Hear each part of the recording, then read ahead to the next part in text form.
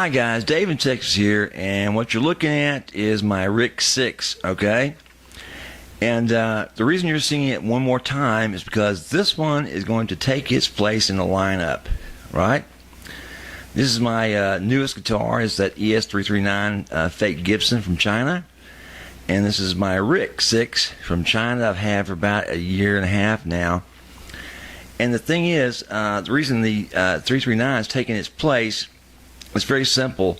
I only use this guitar on one song on my CD, so it's like it's not being used that much. All right, and I had to put a lot of effects with it to get that RIC sound that I wanted originally.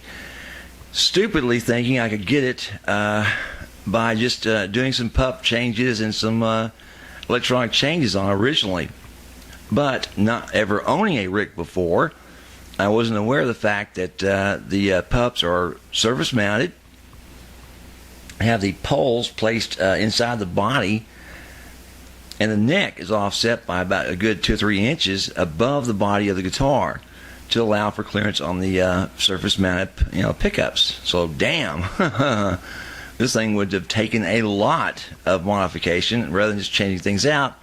The entire guitar would have to be just stripped and redone completely just about. And as it is, I changed out the pups for a set of Chinese pups that were laying around that were more powerful than the original ones that came with it, that failed after a while. And they still kind of work okay. They worked okay on that song I used it with. And I put in new Gibson pots, right? I changed out the three-way, the jack, the bridge. I changed it to a Wilkinson roller, as you can see. And by the way, they do take adjustments when you change them out from the Chinese to the American mades, unless you order those, specifically that they make them for these Chinese fakes. But anyway, that and also some fret work that I did, and later on I did a. I changed out the tuners as well when I first got it. And I changed the nut to a bone nut for a long time, but what I ended up using on the song was a brass nut to try to help out with that jangle sound that I wanted so badly, and it helped a little bit. And as you know, a brass nut, they've been around for forever, it seems, and you can see that about 50% of the string is still outside the nut, which is the way I like them, and adds to the help with the sustain. But playing any type of bar chord, the nut's kind of taken out of place, or actually out of play. But playing open strings and just simple chords, you will get that tone from that nut that tells you that it's a little different. Okay.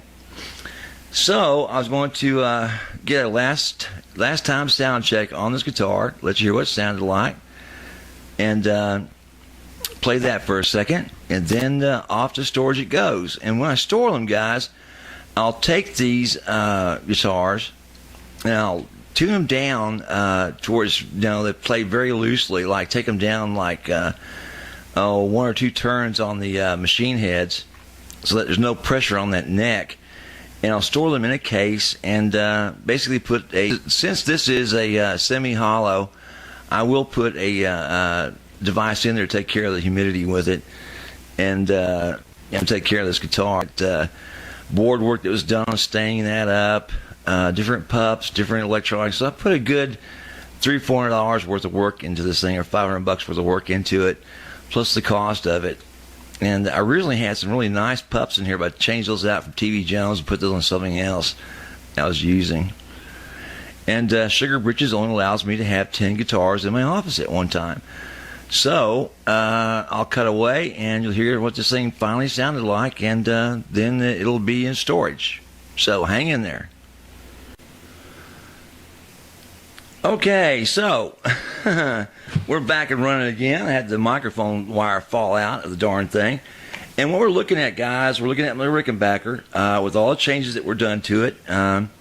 It did have some TV Jones on it when I recorded with it on the CD, but I took those off and put those silver ones on another guitar, and I still have, right? And I put Gibson pots in it. I put three-way. I put a stereo jack, tuners or real Grovers, and a brass nut. Now the brass nut was the last thing I did to this guitar, trying to make it as chimey as I possibly could. And as I explained before, they can help in some, little bit, but every little bit helps, right?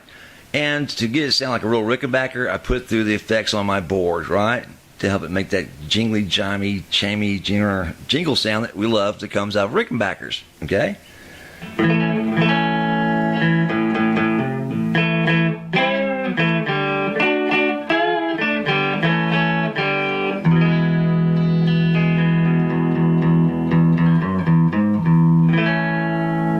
That was both pickups, right?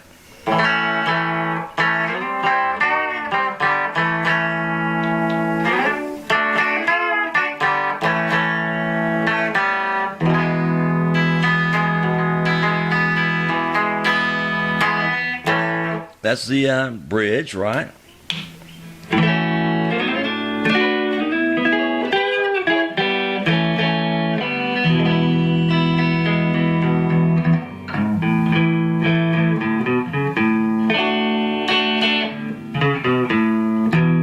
Whoops, it's cutting out.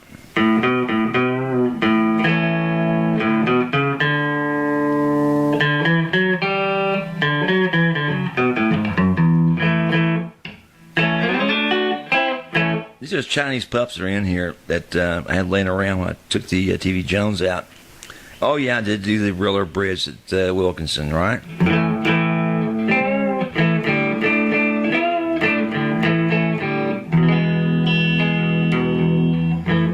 So it makes a good rock and roll guitar. I mean, you can put the distortion on this and it sounds just like, any other rock and roll guitar. It's a semi-hollow.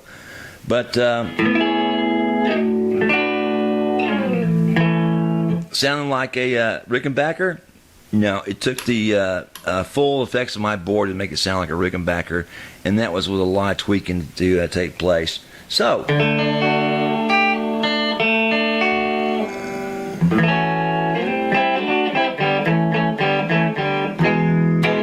that's it for this guitar.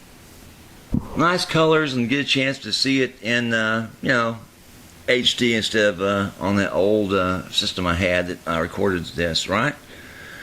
So say goodbye, and one more time, like I said, I'll put a humidifier in there, take care of any problems since it is a semi-hollow, and I'll loosen up the strings on it, put it in its case that came with it, and label that case Fake 6 Rick, and there it shall be until I need it again. So, any questions about this? It's kind of too late because it's going to storage, guys.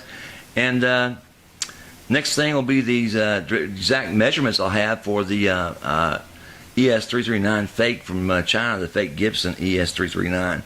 I'm going to go through and measure all those and give you an idea of what to look for measurement-wise. If it gets down to that, you really can't tell.